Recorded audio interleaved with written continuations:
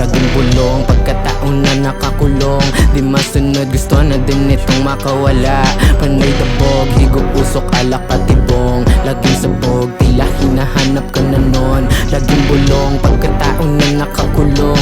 Di masunod, gusto na din itong makawala.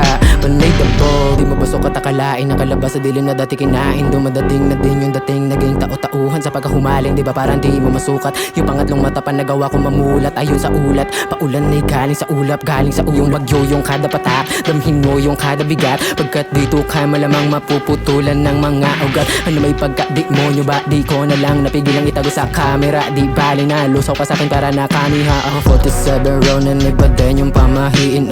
Kaharap si Buddha habang hawak yung katana. Nakaurak sa utak ng mga tulak na tupak. Ang daming burak at sugat sa mga sulat at ulat.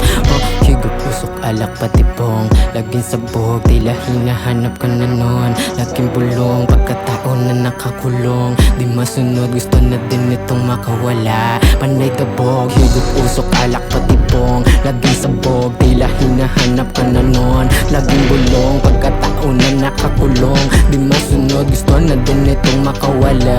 Panay dabog, higop, usok, alak, patibong. Laging sabog, tila hinahanap ka na nun. Laging bulong, pagkataon na nakakulong. Di masunod, gusto na din itong makawala. Panay dabog.